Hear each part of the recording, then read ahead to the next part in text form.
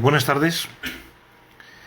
Seguimos con el tema de la hermenéutica tan serio y os pedimos por favor que os suscribáis a lo de Apóstol Manzano en YouTube, y estaría bien que le dierais a me gusta y que hicierais algún comentario. Sería bueno porque así también nosotros vemos cómo va el asunto. Bueno, para empezar a hablar de este tema, el de hoy para mí es el más complicado. He estado orando y pidiéndole a Dios de todo corazón que en el día de hoy me dirija, porque es una parte un poco conflictiva. Vamos a hablar de las malas traducciones, o si queréis, de las traducciones incorrectas o incompletas. Veréis. En el libro de Lucas, en el capítulo 11, vamos a salir de hoy, dice el verso 2, y les dijo el Señor: cuando oréis, decid: Padre nuestro que estás en los cielos, santificado sea tu nombre. Venga tu reino, hágase tu voluntad, como en el cielo, así también en la tierra. El pan nuestro de cada día, dánoslo hoy. Perdónanos nuestros pecados, porque nosotros también perdonamos a nuestros deudores. Y no nos metas en tentación, mas líbranos del mal. Gloria al nombre del Señor. Bueno, esta última frase que hemos dicho, no nos metas en tentación, es una frase que está mal traducida. En el día de hoy vamos a aclarar algunos conceptos. No vamos a aclarar todo, ni mucho menos. Nosotros vamos a dar alguna luz, alguna pista, ¿vale? Pero la idea aquí es que en la oración se dice al Señor, después de referirte al Señor, dice en un momento dado: no nos metas en tentación. Pero es que Dios no mete en tentación a nadie. No. La Biblia dice en el libro de Santiago, el capítulo 1 y verso 12, cuando alguno sea tentado, no diga que es de parte de Dios, porque ni él tienta a nadie, ni puede ser tentado por el mal. Cuando alguno es tentado es debido a que en él hay una atracción hacia el pecado. La concupiscencia es una especie de imán que cuando ve el pecado se va al hierro. ¿Quién trae el hierro? Satanás, el tentador, que el Señor lo reprenda. Y la tentación, cuando viene, nosotros tenemos una atracción hacia la tentación y eso nos empuja. Gloria al nombre del Señor. Pero Dios no tiene que ver con la tentación. Entonces, ¿qué es lo que ocurre en el libro de Lucas? Que la traducción no es la más correcta. Muchas de las Biblias ya traducen, o sea, traduciendo así como esta, pero siempre tienen un detallito, una marca, que te lleva o bien abajo o bien a un lado, donde te explica y dice que el sentido es: ayúdanos a no caer en tentación. Gloria al nombre del Señor, porque repito, ni Dios tienta a nadie, ni Él puede ser tentado. ¿Qué es? Es una traducción equivocada. Gloria al nombre del Señor. Pero por eso nosotros siempre decimos que todo estudiante bíblico debería de tener varias traducciones. ¿Por qué? Porque las traducciones, en ocasiones, una te puede aclarar lo que en la otra no pudiste entender. Primero, porque puede ser un lenguaje diferente y eso te enriquece. Y segundo, porque a veces, repito, lo que se escribe o traduce no es lo más correcto. Gloria al nombre del Señor. No debemos de olvidar que nuestra Biblia, la de Casidoro de Reina y etcétera, estas Biblias tenían un marcaje muy grande de la Iglesia Católica. De ahí que algunas enseñanzas y algunas traducciones están un poco forzadas. Gloria al nombre del Señor. Pues bien, de la misma manera que estamos diciendo que Dios no tienta a nadie, también rápidamente, para que veáis que esto puede ser así, entraremos en una frase muy seria. La frase es: el Señor dice en el libro de Éxodo, en el capítulo 20, no matarás. Sin embargo, el Señor manda que maten. A Saúl le dice: ve a Amalek y mata a todos, que no quede nadie, ni niños. Es muy fuerte, excesivamente violento. Pero en el tiempo de la ley, eso no era incorrecto. Ahora bien, la persona que moría no tenía por qué ir al infierno, y sobre todo los niños. Los niños eran salvos y se iban al cielo. ¿Por qué? Porque en los niños no hay maldad ni hay capacidad de juicio. Y Jesús decía: de los niños es el reino de los cielos. Gloria al nombre del Señor. Y una persona que ha cometido pecados graves y serios, como en el tiempo que estamos hablando de Amalek, que el pecado llegó al colmo y la maldad no tenía más precio, es decir, el corazón se había endurecido y no había forma de que les alcanzase la verdad, esta gente fue desechada por Dios, o ellos se fueron de Dios, decidlo como queráis, mejor esto último. Lo que trato de deciros es que hay lenguajes que nos llegan a confundir, y a veces en la Biblia se usa un lenguaje que no es el más correcto, y cuando la Biblia dice no matarás, no se refiere a no defenderse en el sentido, por ejemplo, en una guerra. Alguien tiene que defender al gobierno o la nación donde estás. De la misma manera que si estás en casa y aparecen 4 bandidos que pretenden robarte, golpearte e incluso si tienes hijas, a lo mejor hasta las quieren violar y demás.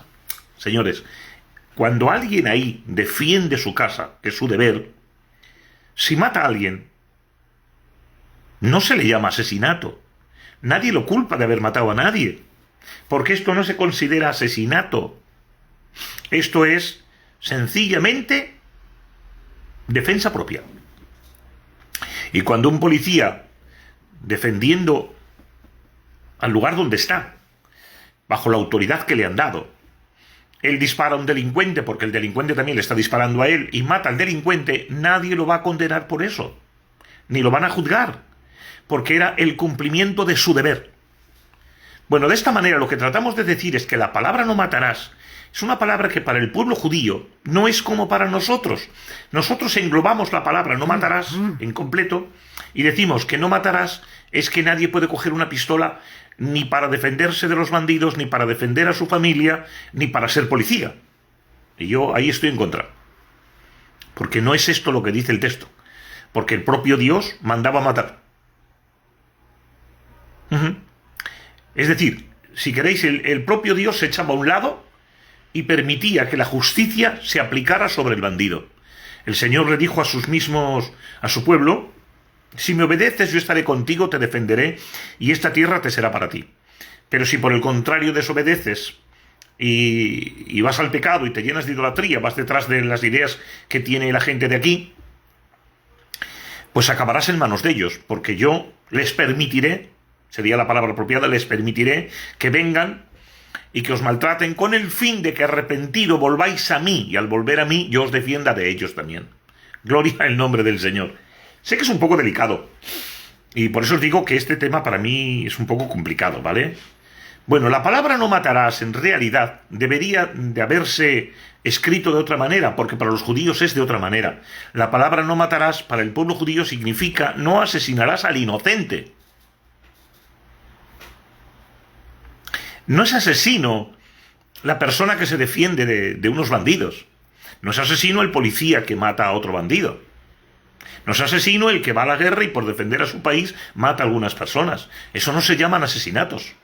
Eso es el cumplimiento del deber. Y diréis, ¿pero cómo voy a coger yo una pistola? Bueno, es un problema de conciencia. Es un problema de una mala iluminación en la conciencia. Nos han engañado, nos han equivocado. Esto viene de la Iglesia Católica. Sin embargo, lo que yo no entiendo es por qué los mismos católicos van a la guerra. Pero nosotros no lo entendimos. Y los creyentes con una conciencia, porque la conciencia funciona por el conocimiento. Y cuando uno tiene el conocimiento equivocado, la conciencia la acusa equivocadamente. Y aquí es donde nosotros queremos venir a parar, de que el coger una pistola para defender a una nación, para defender a una familia, o incluso para ser policía, no es ningún pecado. Gloria en nombre del Señor. De la misma manera que tengo que deciros que ser político tampoco es ningún pecado. El pecado es que el político se estropee, se corrompa. Es que todos los políticos se tienen que corromper. ¿Por qué? ¿Por qué? ¿Acaso José no fue político? Que fue un primer ministro. Pero no se corrompió. ¿Y qué diríamos de Daniel? Daniel estuvo con 5 reyes, 5 gobiernos diferentes. El de Nabucodonosor, que era prácticamente una dictadura. El del nieto, que era todavía más dictadura. El de Daniel y el de Ciro, que estaban prácticamente sometidos a la ley que había. Vamos a ver, lo que trato de deciros es que un hombre limpio es oro. Y el oro es oro en cualquier sitio, hasta en medio de la basura. Ahora bien, ¿quieren decirme ustedes que las personas que no son políticos y que venden en el mercadillo, que tienen una tienda, que trabajan de camarero, etcétera, que no cometen pecados? ¿Quiere decirme usted que no hay maldad? quiere decirme usted que una persona, un vendedor de lo que sea y donde esté, una persona que venda, ¿quiere decir que no miente nunca? Permítame que le diga. El que es oro en cualquier lugar. Y el que tiene un corazón sucio, está sucio en todos lugares.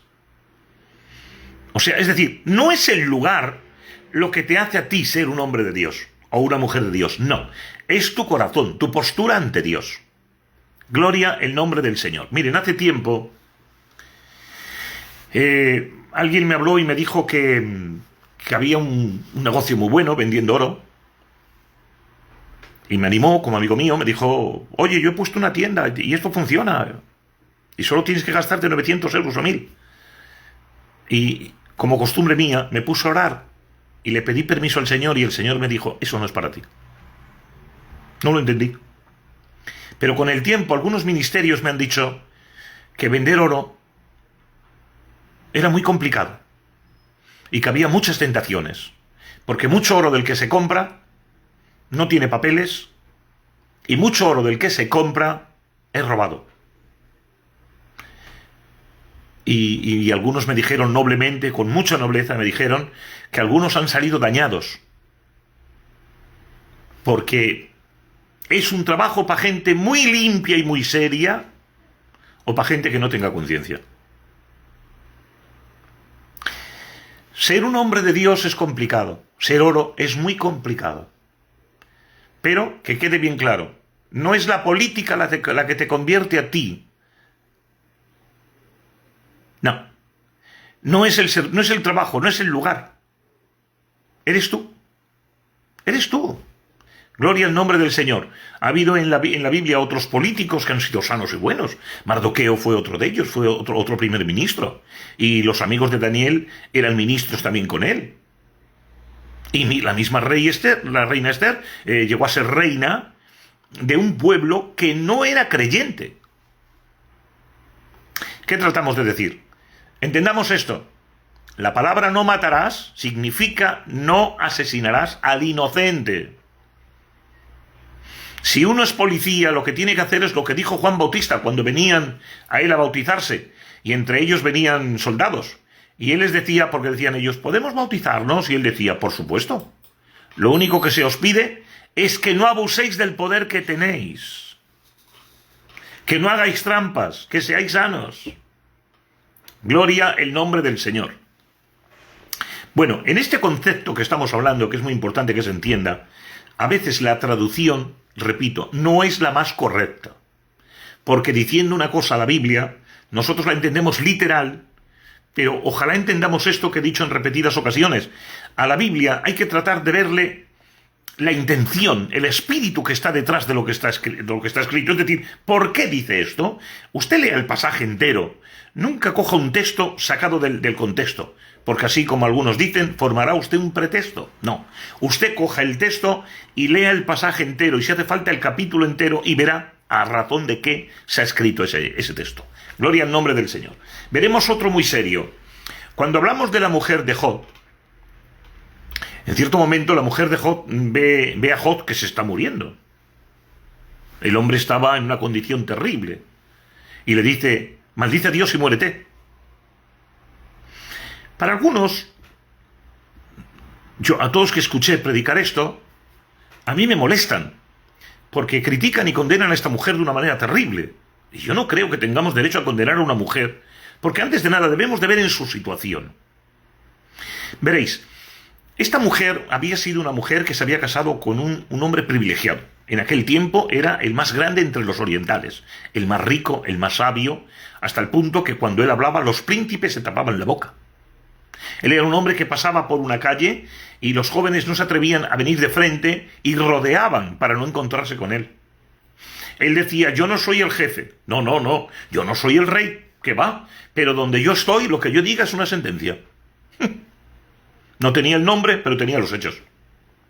Este hombre era multimillonario. En aquel tiempo, que se contaba el dinero por lo que tenía, por el ganado que tenía y por las cosechas que tenía, etc. Él dice que tenía 7.000 ovejas, 3.000 camellos, 500 bueyes y 500 asnas, 500 yuntas, creo que son 1000, y no recuerdo si eran 1000 o 500 burras, pero de todos modos esto era algo tremendo, porque notar, para tener tantísimo animal se necesita tener unas tierras inmensas, pero además cuidar a 7000 ovejas, pues a lo mejor se requieren solamente 70 hombres, porque dándole 100 ovejas a cada hombre, que está bien cuidar a 100 ovejas, pero son 7000, por lo tanto, con 70 hombres se hacía. Estaba bien. Pero 3000 camellos, no sabemos cuánta gente necesita, porque a lo mejor a 10 camellos es lo máximo que puede llegar un hombre. Pero estamos igual con las burras, con los bueyes. ¿Cuánta gente tenía este hombre de siervos? ¿Cuántos siervos tenía y a cuántos jornaleros tenía Job para poder pagarles todo esto? Pero encima tenía una finca inmensa, porque además de darles de comer a ellos, ellos también sembraban. Dicho de otra manera, era el más rico de los orientales y el hombre más sabio del momento. Gloria al nombre del Señor. Y encima era un hombre santo, porque él mismo dice que cuando él venía una joven, dice, jamás miré una joven. Está hablando de codiciarla. Jamás. Él era un hombre santo desde las entrañas. Era un hombre de Dios increíble. Y ahora, cuando se le han muerto un día porque vienen a contarle, en una fiesta que han hecho los hijos, que él incluso hacía sacrificios anticipados para que Dios cuidara de los hijos y para pedir perdón por si los hijos hacían algo mal. Pues en un banquete que tenían, murieron los 10 hijos porque vino un viento rarísimo de los 4 ángulos de la tierra, golpeó la casa, se vino para abajo y allí murieron los 10 hijos. 10 hijos, 7 hijos y 3 hijas. Eso es muy fácil decirlo, ¿eh? Y por supuesto se quedó en la ruina. Vinieron los enemigos, los ladrones, les robaron el ganado, mataron a sus siervos, les robaron las cosechas, mataron a sus siervos y apenas venía uno de cada sitio a decirle, solo yo he quedado. Con esto, Job no dijo nada y la mujer tampoco. Pero un día, tranquilamente, en medio de la noche, dice Job, mujer, enciende una vela, da una luz, un candil, lo que sea, pon luz. ¿Por qué? Porque huelo muy mal y tengo un picazón terrible. Efectivamente, se encendieron unas velas, se puso luz y se descubrió que Job tenía una lepra maligna. Una sarna maligna que es una lepra terrible, la peor de todas. Tanto picazón tenía que se rascaba con las uñas y no pudiendo, tenía que coger parte de un tiesto, de una teja, y rascarse con ella. Claro, cada vez que se rascaba, se llevaba un montón de carne que estaba podrida ya, porque la lepra lo que hace es que te pudre la carne. De ahí que los leprosos llevan un montón de vendas. No es para mitigar el dolor, no. Las vendas son para que no se caiga la carne y se vean los huesos. La lepra es terrible. Pero encima, la sarna maligna tenía otro mal. Era madre de enfermedades y producía otros males. Y él cuenta en cierto momento que se estaba quedando ciego. Y también dice que nota como que le están carcomiendo la carne. Y aún dice más. Él dice que nota que los riñones se le han paralizado. Era terrible la condición que estaba. Él dice, estoy amoratado y no es por el sol. Era la enfermedad que lo estaba matando. Él mismo dice, mi aliento me repele, huelo a muerto. Quienes veían a verlo se asustaban de él, se aterrorizaban, y él mismo dice, si me tienen miedo. No se puede definir la enfermedad tan terrible que tenía Job y las muchas enfermedades que originó esa madre de enfermedad. Pero él se mantuvo firme. Sin embargo, notar, la mujer se ha quedado en la ruina. Ahora vamos a entender el porqué de esta frase. La mujer se ha quedado en la ruina. No ha dicho nada. Es fácil decirlo. Cuando una persona apenas tiene nada, se ha quedado en la ruina. Es que nunca tuvo nada. Pero un multimillonario como era él, quedarse en la ruina, no tener nada, y encima la crítica, el murmullo y el cuchicheo que había contra él, porque encima le acusaban de que esto le venía porque él era un hombre malo, que no estaba convertido, porque la mentalidad de aquel entonces era, Dios bendice a los justos y castiga a los injustos. Si este es castigado es porque va de justo, pero es injusto. Es decir, va de bueno, pero es malo, es un pecador. Y claro, la mujer está viendo todo esto y sabe que es mentira. Porque si alguien conoce al marido es la mujer.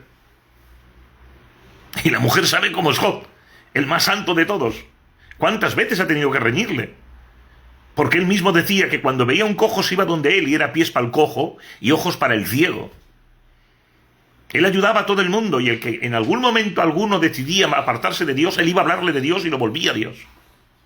Era increíble. Job era de esos santos que había que ponerle una estatua. Increíble. Y ahora la mujer lo ve en medio de ceniza. Él que se echaba en aquel entonces en los mejores colchones que hubiera, en las mejores camas. Ahora está en medio del suelo, envuelto en ceniza, lleno de dolor, porque él dice que por la noche deseaba que llegara el día. Y cuando llegaba el día estaba tan cansado, tan mal, que decía, ojalá llegue la noche, porque el dolor lo mantenía despierto. 3 amigos de él vinieron de diferentes partes de la tierra. Se sentaron ante él para hablarle, y durante 7 días ninguno se atrevió a hablar. Se pasaban la pelota uno a otro. Elizad, empieza tú, y luego te ayudamos nosotros. Elizad, no. Zofar, empieza tú, no. Se pasaron la bola los 3. Y ninguno se atrevía a hablar. Y cuando empezaron a hablar lo estropearon todo. Porque le culpaban. Era el razonamiento que había en aquel entonces. Que el hombre de Dios no podía sufrir. Y que el hombre inconverso era el que sufría. Y el creyente que sufría es porque era un pecador y tenía una doble vida. Y por eso le acusaban a él de esto. Y lo está yendo la mujer. La mujer, no es poco que nos hemos quedado en la ruina. Que se nos han muerto 10 hijos, 10, todos los que tenemos. Que no ha quedado ni uno para consolarnos. Se me han muerto los 7 hijos y las 3 hijas, y los pequeñines allí, y estaban allí, y los 10 en un féretro cada uno, en el mismo día, la misma noche, mirándolos, llorando por cada uno de ellos. ¿Y por quién lloro? Al lado de quién me pongo. Estoy aquí 5 minutos, 5 en el otro, 5 en el otro. Eso es terrible, señores. 10 hijos, todo lo que tenían. Y no ha dicho ni ha proferido una palabra. Se ha quedado en la ruina, no ha dicho nada. Pero ahora ve todo esto, la calumnia que le están levantando a su marido, no puede. Y se va donde él. Y no le dice, maldícete y muérete. No. Veréis, aquí viene el asunto. El original de maldice es el mismo original de bendice. Es decir, hay frases que vamos a encontrar a menudo en el lenguaje judío que nos complican un poco la vida porque no lo entendemos. Pero veréis, la palabra maldice a Dios también es bendice a Dios. Porque el original es Barech Elohim Babut, que significa maldice o bendice a Dios y muérete.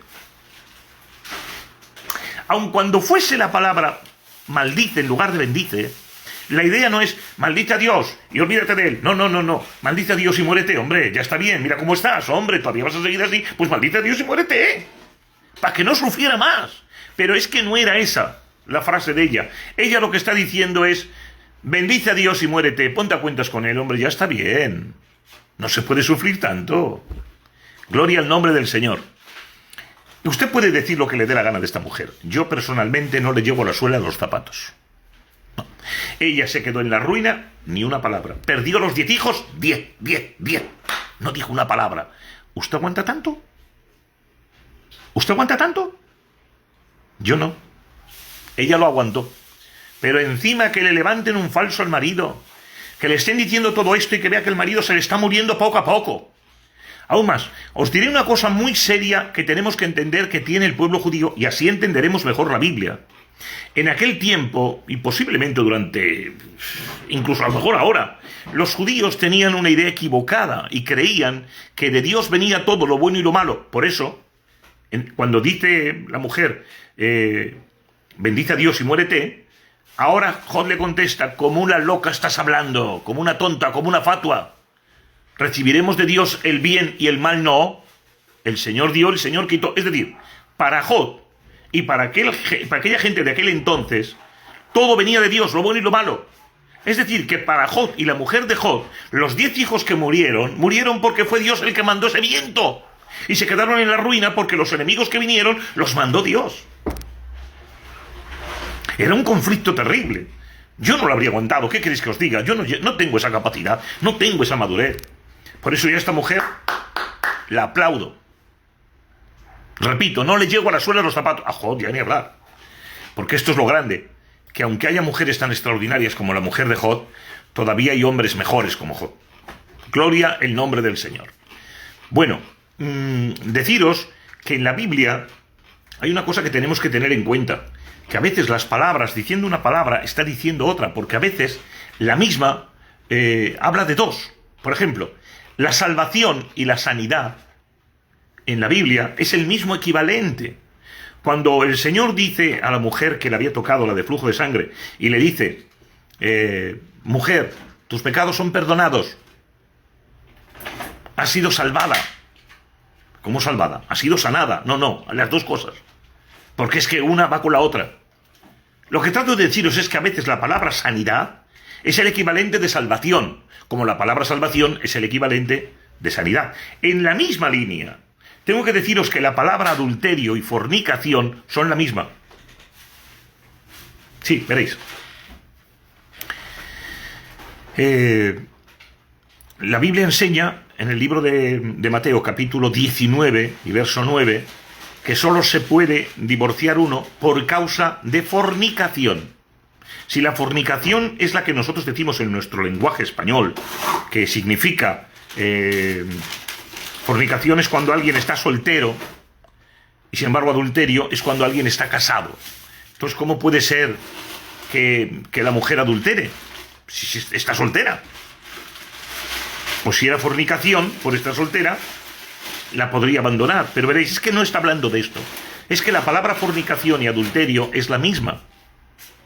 Se dice a Jezabel, cuando Jehú fue, que habían matado también al hijo ya, y Acach había muerto, y ahora viene Jehú y le pregunta el hijo de Jezabel, o el yerno, le dicen, ¿tu venida es en paz? Y dice, ¿mi venida en paz? Cuando permitimos a esa mujer Jezabel, le dice, fornicaria. ¿Fornicaria? Pero si estaba casada y tenía hijos y nietos. Es que es el mismo equivalente. Y en el libro de Ezequiel, capítulo 16, se habla de que el Señor vio un día a una niña que acababa de nacer y su madre la había tirado de mala manera en el camino y estaba apartada allá al lado. Y él la vio. Y si estabas en tus sangres, y yo te cogí y te traté, te lavamos, te arreglamos y te pusimos vestido y te dejamos que crecieras, y cuando creciste y fuiste hermosa, te tomé para mí y fuiste mi mujer. Pero luego tú me abandonaste fornicando tras tus amantes. ¿Cómo? Fornica, si estaba casada. Es que es el mismo equivalente. Adulterio y fornicación son el mismo equivalente. Como, venimos a lo mismo, maldición y bendición es el mismo equivalente. Como la palabra sanidad y salvación son el mismo equivalente. Gloria el nombre del Señor. Bueno, entraremos en otro detalle porque yo no creo que me dé mucho tiempo hoy. ¿Qué va? Pero bueno, hablaremos de algo que está mal enfocado. Cuando decimos mal enfocado nos referimos a que a veces la gente lee una historia y la enfoca a su manera y dice, bueno, vamos a ver, si Dios sabía que Satanás iba a revelar, ¿por qué lo creó? Pero es que es una mala pregunta, es una pregunta que creo personalmente, que en su momento el diablo la creó y la ha hecho correr, y ahora todo el mundo pregunta lo mismo. Si Dios sabía, ¿por qué hacía? Es una mala pregunta, como la misma que si decimos, si Dios sabía que Adán y Eva iban a pecar, ¿por qué los creó? Creo que es lo mismo. Veréis. La pregunta que estamos haciendo mal es porque estamos diciendo que Dios hace las cosas por lo que sabe. Pero no es correcto. Dios no hace las cosas por lo que sabe. Ahora le vamos a preguntar a Dios, ¿por qué creaste a Satanás? Y él lo dice. Lo creé como el sello de la perfección, acabado en hermosura. Aquel día lo capacitamos para tocar todo instrumento musical. Para que me guardara el trono, para eso lo cuidé. Para eso lo creé. Para que fuera el más grande de todos. O sea que Dios no creó a Satanás. Dios creó a Luzbel. Y lo creó como el querubín protector. Para eso lo creó. Lo engrandeció y le dio de todo. Era el segundo, después de Dios era él. Pero no se conformó, quería más. Y eso trajo su consecuencia. Gloria al nombre del Señor. Bueno, En el caso de Adán y Eva, preguntémosle a Dios, ¿por qué creaste a Adán y Eva? ¿Para que se rebelaran? No. Dios no los creó para que se rebelaran. Entonces, ¿para qué los creaste? Y el Señor nos lo dice con toda claridad. Yo creé a Adán y Eva y el día que los creé le dije, señoread sobre la creación, para esto os he creado. Ser mis amigos, caminar conmigo, venir conmigo, andad conmigo. Y lo que yo tengo es para vosotros. Si para eso te he creado. Señorea sobre la creación. Te he hecho un pequeño Dios. Te he hecho el Señor de la creación. Pero Eva quiso ser tan grande como Dios. Y Adán falló. Ya está. Adán falló, se fue con Eva. Y el pecado, no, o sea, el problema no estuvo en que pecaron. El problema estuvo en que no supieron reconocer su pecado. Adán le preguntó, ¿dónde estás? Tuve miedo y me escondí. ¿Cómo que tuviste miedo? ¿Comiste del árbol que te dije que no comieras? Sí, pero hombre, ¿por qué has hecho eso, Adán? Hombre, no fui yo, fue la mujer que me diste. Tú la creaste. Y el Señor se va donde Eva y le dice, Eva, ¿pero qué has hecho? No, fue la serpiente que creaste. Es decir, el problema no está en pecar, el problema está en no reconocer nuestro pecado y arrepentirnos. Y donde no hay reconocimiento, no puede haber arrepentimiento. Y donde no hay arrepentimiento, hay una expulsión. Y el Señor lo que hizo es que los sacó del huerto de Edén. Gloria al nombre del Señor. Vamos a ver. Encontraremos en la Biblia, especialmente en el libro de Mateo, muchas frases como esta. Y esto es el cumplimiento de lo que estaba escrito. Y aquí se cumplía lo que estaba escrito, porque el profeta dijo, y aquí se cumple. Y parece como que lo que está ocurriendo es porque estaba escrito. No, señores. Algunos dicen, Judas tenía que vender al Señor porque estaba escrito. Que no, señores. Si Dios hiciera eso, sería injusto. Y os recuerdo que Daniel capítulo 9, verso 14 dice que en Dios no hay ni una sola injusticia. Él es justo en todo su obrar. ¿Y entonces qué es? Veamos. De antemano Dios sabe lo que va a hacer Judas. Voy a tratar de ser un poquito imaginativo para que entendáis mejor lo que trato de decir. Un día se ponen a hablar el Padre, el Hijo y el Espíritu Santo y le dicen al Hijo, sabes que vas a tener un traidor contigo. Porque ellos saben lo que va a pasar. Y dice el Señor Jesucristo, sí, pero y si le damos cosas, si le damos honores, títulos y poderes y demás, veamos. Y empiezan a pensar ellos y a ver la escena en la que lo hacen a apóstol, señores, a apóstol. Cuidado, y del Cordero, que en la Biblia solo ha habido 12, porque él falló, apareció el número 13, pero que hizo en lugar del número 12, es decir, Judas se llevó uno de los honores más altos que nadie puede tener, solo 12 hombres lo tenían, y él fue uno de ellos, y es más, lo pusieron de tesorero, que será el cargo de confianza, y encima lo hicieron apóstol. Y por si fuera poco, un día el Señor Jesús lo manda con otro comisionado para que vayan a predicar el Evangelio. Y según están predicando, cuando vuelven, vienen regocijando porque no solamente ha habido sanidades y milagros, sino que hasta los demonios se sujetan en el nombre de Jesús. Es Judas el que ha visto los milagros que ha hecho Jesús. Judas ha visto cómo la hija de Jairo ha resucitado. Judas ha visto cómo el Señor Jesucristo ha parado un féretro de la viuda del hijo de Naín y ha resucitado al muchacho. Y por si fuera poco, estaba en aquella escena cuando el Señor Jesucristo han quitado la piedra, ha dado la orden, y Lázaro, después de 3 días muerto en el cuarto, ha resucitado. Todo eso lo ha visto Judas. Ha participado de todo eso. Y ha visto cómo se echaban los demonios, con qué autoridad, con qué grandeza. ¿Qué trato de deciros? Veréis, Judas en ninguna manera, Judas vendió al Señor porque estaba escrito. No, señores. Y diréis vosotros, bueno, pues si no era Judas tenía que hacer lo otro. Que no. Que es que Dios no escribió primero y luego tenía que cumplirse porque estaba escrito. No.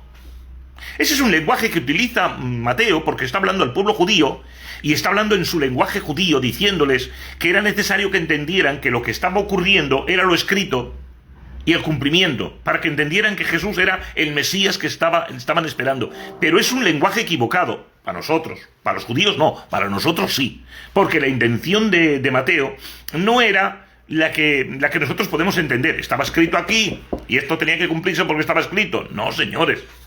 Si Judas tiene que vender al Señor porque está escrito, entonces Judas era un muñeco. Era un robot. No tuvo oportunidades.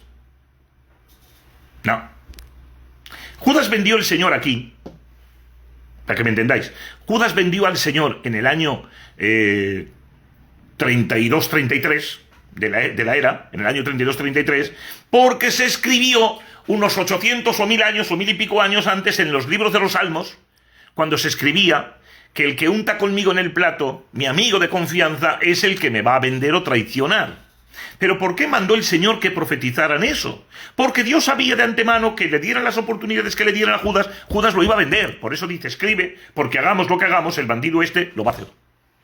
Es decir, no se cumple nada porque está escrito, sino que se escribe porque se sabe que va a cumplir. Y lo que hace el Señor es adelantar las cosas que van a venir, los acontecimientos que vienen. Lo que hace el Señor es que los anuncia antes. Que precisamente hay un texto en el libro de Isaías que dice, yo anuncio lo que viene antes de que ocurra. Para avisarnos. Gloria al nombre del Señor. Es decir, nada de lo que está escrito, nada de lo que se ha hecho, es porque estaba escrito, sino que se escribió todo porque todo había de suceder. Gloria al nombre del Señor. Bueno, hay otra palabra que dice la Biblia que el Señor amó a Jacob y aborreció a Esaú. Y esto puede traer una ligera confusión. Y podríamos llegar a creer que Dios odia a Esaú, porque la palabra aborrecer en nuestro diccionario de lengua española es aborrecer, es odiar. Pero en la Biblia no siempre la palabra aborrecer es odiar. A veces la palabra aborrecer en la Biblia es amar menos. Y ahora os lo demostraré con otro pasaje. Hay más, pero vamos a contar un pasaje muy serio. Creo que es Lucas el que dice que el que no aborrece padre, madre, mujer e hijos por causa de Dios no es digno de él. Sin embargo, Mateo lo aclara diciendo, el que no ama más a padre, madre, mujer e hijos que a Dios, el que ama más a padre, no es digno de Dios. Es decir, Dios tiene que estar por encima. Gloria al nombre del Señor. La palabra aborrecer es amar menos. Por eso dice la Biblia que Jacob amó a Raquel y aborreció a Lea. No es que la aborreciera, no. Era su mujer, tenía 5 hijos con ella, no la aborrecía. Lo que pasa es que la amaba menos. Gloria a nuestro Dios. Bueno, en la misma línea, para que entendamos, hay frases en la Biblia que están escritas de una manera que hay que tratar de entenderlas. Por ejemplo, en el libro de Éxodo, capítulo 4, verso 21, el Señor anuncia que va a endurecer el corazón de Faraón. Y el corazón de Faraón se endureció. Pero, ¿el corazón de Faraón se endureció porque Dios lo endureció? No. Lo que pasa es que él es la consecuencia. Vamos a ver. En toda ley hay una consecuencia, ¿vale? Recordar que en otro momento hemos estado hablando de los simbolismos o de los lenguajes figurados y hablábamos de uno que es el todo por la nada o la nada por el todo. Creo que era por ahí. No, bueno, era otra frase, no recuerdo muy bien, creo que es la metonimia, donde dice que ahí tienen a Moisés y a Elías. Es decir, Lucas capítulo 16, en la historia del rico y Lázaro, el hermano, es el rico, perdón, ha muerto y ha bajado al Seol y está en el tormento. Y llama al padre Abraham, te ruego mandes al mendigo, a Lázaro, al llagoso, que toque con su dedo en agua, con su punta, y que venga y toque mi lengua, porque me quemo, estoy en una llama. Estaba hablando de un tormento que hay en el infierno. Que, por cierto, el infierno no es eterno, lo que es eterno es el lago de fuego. Pero los que están en el infierno acabarán en el lago de fuego. Gloria al nombre del Señor. Bueno, es otro tema que trataremos en su día, porque creo que es muy importante el tema del infierno. Y lo que tengo que deciros es que en un momento dado, dice el rico, mándate ruego, Señor, que vaya un muerto que se levante, que vaya a mis hermanos y le oye, no, que no podéis hacer esto, que es que hay otra vida, que hay un infierno. Y dice, no, a Moisés y a los profetas tienen, óiganlos. Mira, Señor, dice, no, yo conozco a mis hermanos, si alguien les va a predicar, le tiran con lo que tienen en la mano, no les van a hacer caso, no, pero si fuera un muerto, no. Si no hacen caso de Moisés y de Elías, menos aún de que viniera un muerto. Dicho de otra manera, el muerto aparece, te da el susto, y de momento te asustas, pero luego se pasa todo esto y piensas que fue una alucinación, un mal momento que tuviste, que habías bebido, que dos pastillas habían cruzado, etc. Y al final no haces caso de nada. Pero Moisés y los profetas no se está refiriendo a que estuvieran vivos, porque se cree que este rico no estaba muy lejos de la vida del Señor Jesucristo. Por eso menciona el nombre del mendigo, que es al que podían conocer, y lo llama Lázaro. Gloria al nombre del Señor. Pero bueno, por cierto, lo que trato de deciros es que el Señor Jesucristo, por medio de este escrito, dice que el Padre Abraham le dice: a Moisés y a los profetas tiene. No era Moisés literal ni los profetas, sino los escritos. Pero diciendo Moisés y los profetas, están hablando los escritos de ellos. Bueno, vamos a ver. Cuando Dios se enfrentó a Faraón y con Faraón todo Egipto, en ningún momento Dios intentó hacer daño a los egipcios ni a Faraón. No, no. Dios todas las plagas que mandó, las mandó en contra de los falsos dioses de Egipto. ¿Qué pasa? Es que uno de los dioses de Egipto eran los faraones. Y el hijo de Faraón también se consideraba un dios. Ahí la muerte de los primogénitos. ¿Qué ocurría? Cuando Dios mandaba la plaga, o permitía que viniera la plaga, llegaba Faraón y se ablandaba. Y le decía a Moisés: quítala y mañana dejamos vivo al pueblo. Pero se quitaba la plaga y él ya se endurecía y ya no hacía caso. Y de esta manera se iba endureciendo hasta el punto que llegó un momento que se endureció al máximo. ¿Lo endureció Dios? No. No. Se endureció él por no hacer caso de lo que estaba escrito, por no hacer caso del mensaje del Señor. Bueno, es muy importante, repito, que entendáis que para los judíos todo se atribuía a Dios, lo bueno y lo malo. De ahí que hay muchos escritos que se pueden equivocar, pues porque creen que está hablando de una cosa y está hablando de otra. El mal nunca ha venido de Dios, nunca, jamás. La enfermedad nunca vino de Dios. Y los atropellos que tuvo Job no vinieron de Dios, vinieron de Satanás. ¿Que por qué los permitió Dios? Porque tenía un trato especial con Job. Porque Job tenía un veneno en el corazón, que se creía más bueno y más sano que Dios. Y Dios tenía que demostrarle que estaba equivocado. Gloria al nombre del Señor. Bueno, hay otra cosa muy importante, y es entender... Me voy del tiempo. Estoy empezando con que fijaros. Bueno, hasta donde lleguemos, ¿vale? La palabra Dios, en el lenguaje judío, no es como la nuestra. Nosotros decimos Dios, y es Dios. 4 letras, una palabra, se acabó. 2 sílabas. Dios, ya está. Pero ellos tienen 2 vocablos o lenguajes para decir Dios. Cuando ellos dicen Dios, dicen Eloat o Elohim. La palabra Eloat significa Dios uno, solo, singular, no hay más. Pero cuando dicen Elohim, en el 85-90% de las veces, es Elohim plural de varios. Gloria al nombre del Señor. Y de la misma manera, la palabra uno, para los judíos, también tienen 2 lenguajes. Nosotros no, nosotros decimos uno, y no hay más, uno. Pero ellos cuando dicen uno, pueden decirlo en singular o en plural. Por eso pueden emplear la palabra Ejad o la palabra Yahid. Veréis. Vamos a tratar de explicar algo que para mí creo que es bastante serio y que estamos obligados a comentarlo. Hay un texto, Deuteronomio capítulo 6, verso 4, en la que los testigos de Jehová se aferran mucho a esto, y los nuevos, una nueva enseñanza que hay ahora de judíos mesiánicos, que según me ha dicho a mí un judío, no son mesiánicos, porque no son judíos. Y para ser judío mesiánico, primero tienes que ser judío. Pero, evitando eso, ellos creen en Deuteronomio 6.4, que dice: oye Israel, el Señor nuestro Dios, el Señor uno es. Pero tengo que deciros que el original no habla así. El original dice: Shema Israel Adonai Elohim Adonai Ejad. ¿Qué quiere decir? Oye Israel, el Señor nuestro Dios, el Señor uno es. Pero, porque no se está hablando en lenguaje judío. Porque el lenguaje judío dice, cuando dice Elohim, no está diciendo uno singular. Por lo tanto, si lo leyéramos de otra manera sería: oye Israel, el Señor, nuestro Dios plural, o nuestros dioses, que tampoco estaría mal dicho, pero vamos a decir Dios plural para que nadie se escandalice, Dios plural de varios, el Señor uno es. Pero como la palabra Ejad también es uno, pero es plural, y ahora la vais a entender, hay una palabra uno que es Yahid, dice la Biblia en el libro de Jueces, creo que es el capítulo 9, por ahí. Dice, Jefté tenía una hija Yahid, única, no tenía más hijas. Era una, no había más. Sin embargo, en el libro de Deuteronomio, sobre el capítulo 20, dice, y se juntaron 400.000 hombres como un solo Ejad. ¿Cuántos había en un hombre Ejad?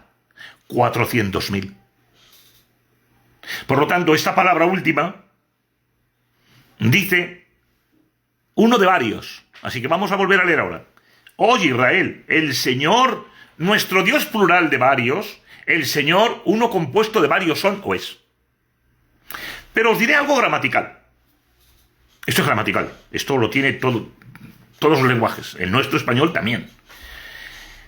La palabra, cuando hay dos palabras plurales, como es Elohim, y la palabra Ejad, que también es plural de varios, la que está en el medio, el Adonai, el Jehová, que es lo mismo, Adonai, Jehová, esa palabra también se convierte en plural, porque las dos plurales convierten a la singular en plural. Así que, leyéndolo ahora, mirad lo que dice. Oye, Israel, el Señor nuestro Dios compuesto de varios, nuestros señores, uno compuesto de varios son o es. ¿Cómo cambia todo, eh? Sí, efectivamente, no es lo mismo el lenguaje judío que nuestro lenguaje, y eso tenemos que entenderlo. Hay pasajes que no podemos comprenderlo con nuestra mentalidad porque no somos ni judíos ni orientales, y entonces tendríamos muchos problemas como a veces tenemos. Por si fuera poco, os diré que hay una palabra que se llama palabra de Dios. La palabra de Dios, se puede hablar en dos lenguajes. Nosotros solo usamos una, pero ellos utilizan dos. Y pueden decir la palabra de Dios logos o la palabra de Dios rema. Cuando la Biblia dice la palabra de Dios logos, se está refiriendo a una palabra universal que está escrita. Tú mañana coges la Biblia, la abres, empiezas a hablar y es un logos, es lo que está escrito. Pero se convierte en rema cuando la palabra va para ti, expresamente. Cuando hay una palabra de ciencia, es un rema de Dios. Es una palabra directa de Dios para ti. Ahora bien, tú lo que no puedes hacer es coger una palabra que está escrita y decir que es para ti. Porque a lo mejor Dios no te la dio. Y así me vais a entender mejor. En cierto momento, Pablo había estado predicando, lo habían metido preso, porque había predicado y había echado un demonio de una muchacha, de un espíritu de adivinación, y ahora, estando él en la cárcel, se ponen a cantar, baja el Señor, hay un estruendo de gloria, hay un terremoto fantástico, se caen los grilletes, las cadenas, se abren las cárceles, aquello fue increíble y precioso. No se va nadie, no se va nadie. En una cárcel de la que estamos hablando, que la gente vivía entre 3 y 4 años, los mejores, porque todos se morían tuberculosos, porque aquello era muy húmedo, no había recreo al patio ni mucho menos, aquello era una locura, la cárcel de antaño era para morirse, y a ellos le metieron en la de más adentro, la más húmeda, y estando ellos allí, la cárcel se abrieron las cárceles, y nadie se salió. Posiblemente el carcelero se había dormido, y al ver todo abierto, pensó, se han escapado todos. Dijo, si ahora vienen los demás y me pillan, van a decir que me he dormido. Me van a matar, y a mi mujer y a mis hijos no sé ni lo que harán tampoco. No. Me voy a matar yo, y por lo menos van a creer que yo he tratado de defenderme, que he tratado de impedir que se fueran. Y él iba a coger y a matarse con la espada. Pero rápidamente Pablo le dijo, no te mates, estamos aquí todos. Nadie se fue. Cuando vio esto el carcelero, sabiendo en el lugar que estaba, en la cárcel que había, que todo el mundo deseaba salir corriendo, no pudo por menos que decirle, varones hermanos, ¿qué tengo que hacer para ser salvos?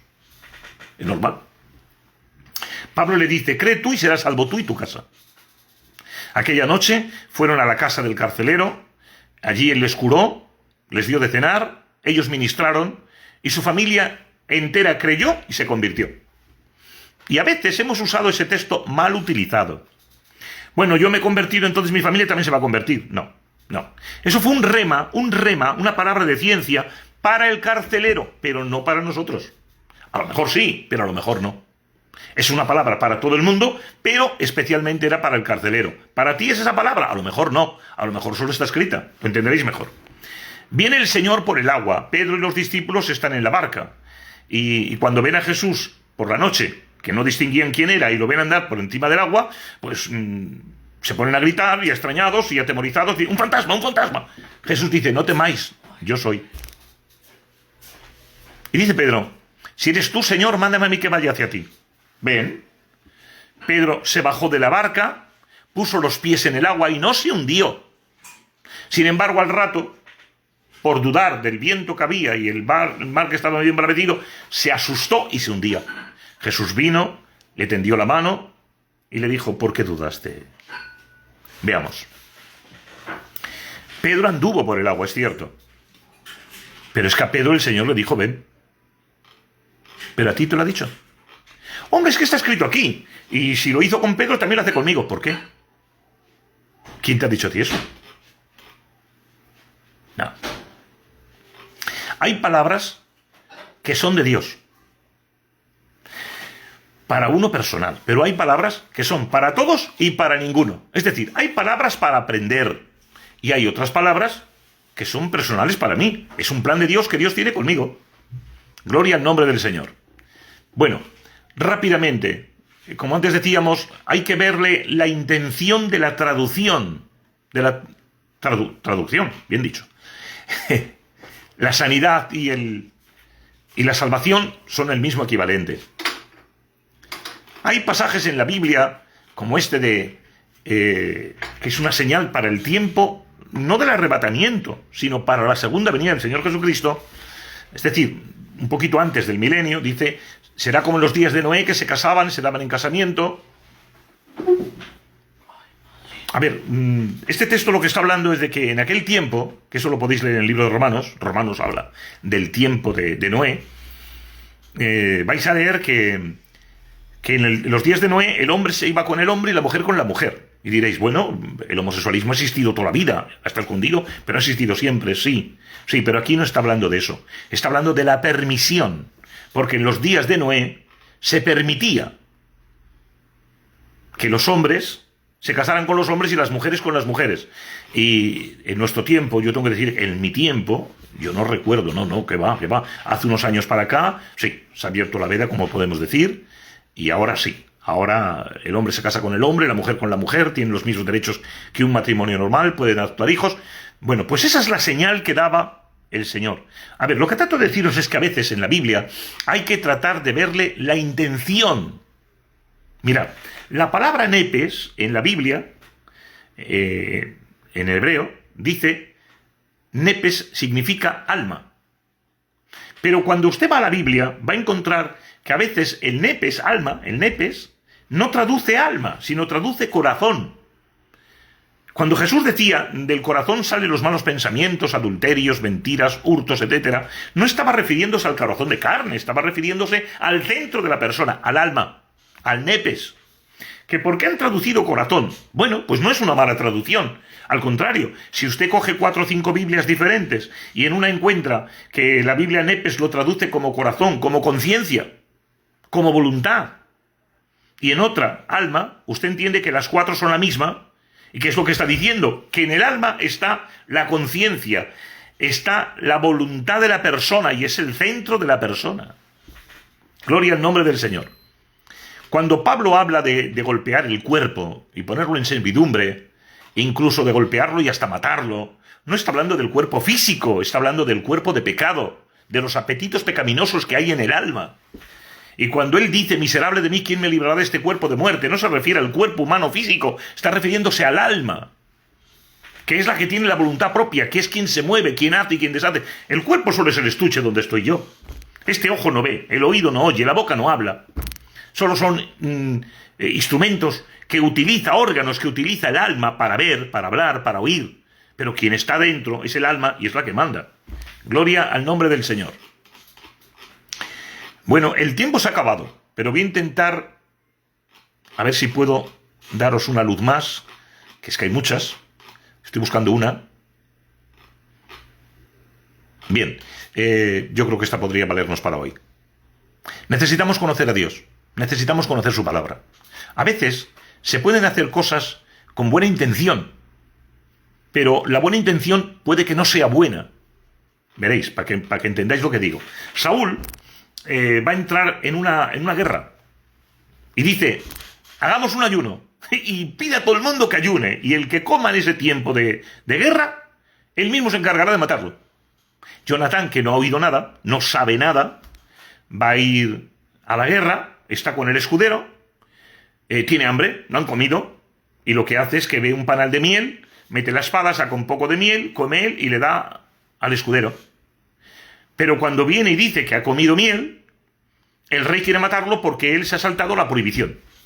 El pueblo se da cuenta y dice, no, hombre, no, esto no está bien, y empiezan a pelear con él. Y lo que dice el mismo Jonatán es, mi padre, fanático, equivocado, con buena intención pero equivocado totalmente, nos manda a la guerra sin comer. El ayuno no es para cuando vas a una guerra. ¿Entendéis lo que digo, verdad? O sea, hay tiempo para ayunar, pero estando enfermo no te vas a poner el ayuno. Ponte el ayuno cuando puedes ayunar. Gloria al nombre del Señor. La idea es que a veces, con buena intención, se cometen errores gravísimos, como ocurrió en su día, cuando llevaban el arca, la llevaban a Jerusalén, y Uza, con una buena intención, ve que el carro se tambalea, cree que el arca se puede caer y pone la mano. ¿Y dónde estaba el mal? La intención era la más sana del mundo. Y sin embargo, al tocar el arca, murió instantáneamente. ¿Sabéis lo que hizo, lo que consiguió esto? Que más tarde, cuando trajeron el arca, se ordenaron. Porque David indagó y se dio cuenta el gran error que habían cometido, que el arca no podían llevarla bueyes en un carro, que estaba ordenado por Dios que habían de llevarla levitas y limpios y ordenados. Se santificaron los sacerdotes, los levitas, y cuando estaban preparados y limpios, volvieron a por el arca. Gloria al nombre del Señor. ¿Qué trato de deciros? Algunos creen que las cosas de Dios son como una varita mágica. ¡Pum! Te toco y ya está. No, señores, no, señores. No. Usted mañana se enfrenta a un demonio y en el nombre de Jesús, pero como usted esté sucio, el demonio se levantará contra usted. Y si usted se pone a reprender una enfermedad o a orar con una persona a favor, si no está limpio, no hay nada que hacer. No.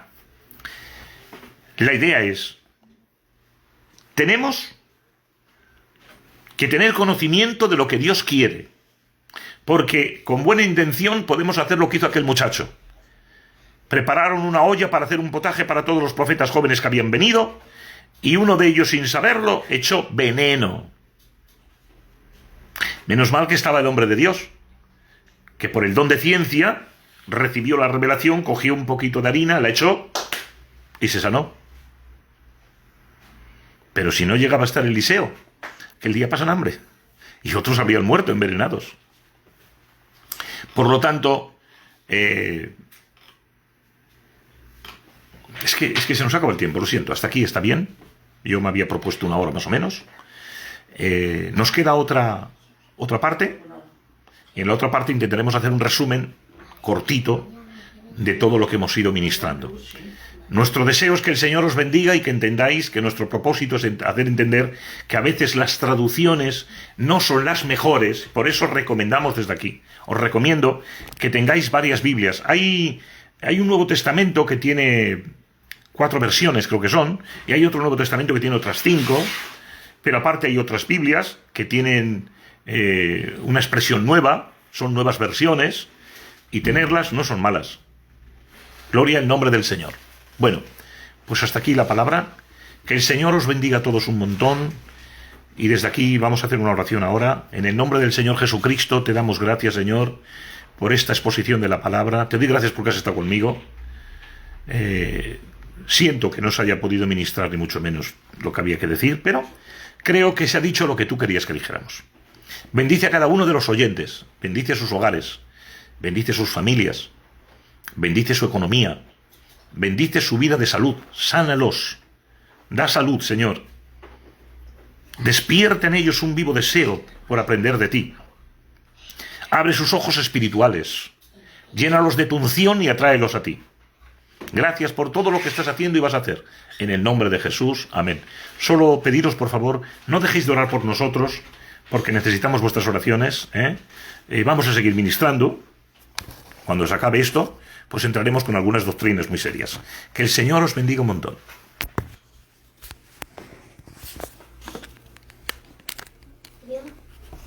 Sí. Sí.